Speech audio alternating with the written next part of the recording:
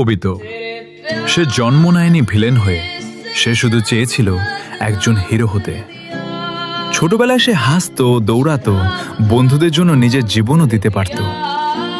কিন্তু ভাগ্য তার জন্য অন্য কিছু লিখে রেখেছিল, একটা পাথর, একটা মুহূর্ত, আর সব কিছু বদলে গেল। সে বেঁচে ছিল, কিন্তু আগের সেই ওবিতো আর বেঁচে ছিল না। যখন সে চোখ খুলল, সে আর আগের পৃথিবীটা পেল না। যে মেয়েটার জন্য সে সব করতে পারত, সেই ছিল তার ভাঙনের কারণ। ঋণ নোহারা হারানোর পর তার ভেতরের আলো নিভে গেল। মানুষ যখন তার সবকিছু হারায়, তখন সে পৃথিবীকে দোষ দেয়। ওবিটো তাই করেছিল।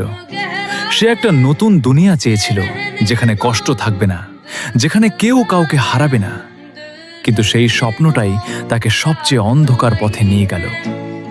সে ভিলেন ছিল না, সে ছিল একটা ভাঙা স্বপ্ন। সে হাসত না, সে শুধু অভিনয় করত। টোবি নামের আড়ালে লুকিয়ে নিজের কষ্ট ঢাকত। সবচেয়ে কষ্টের ব্যাপার কি জানিস? সব শেষ পর্যন্ত বুঝেছিল ভুল সে করেছিল, কিন্তু তখন অনেক দেরি হয়ে গেছে। ওবিতো আমাদের শেখায়, একটা খারাপ সিদ্ধান্ত, একটা ভুল পথ একটা মানুষকে পুরো বদলে দিতে পারে।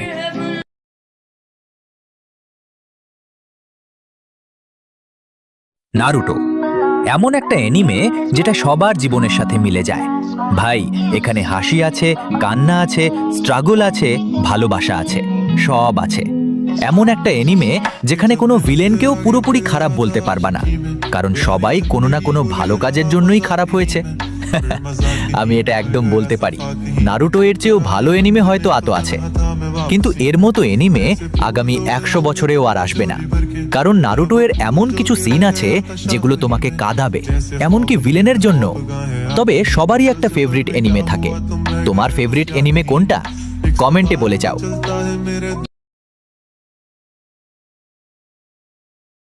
কাকাশি ছোট বয়সেই সে তার বাবাকে হারায়। যে বয়সে একজন শিশু বাবার হাত ধরে হাঁটে, সেই বয়সে কাকাশি শিখে যায় একা চলতে। তার জীবন তখন থেকেই বদলে যায়।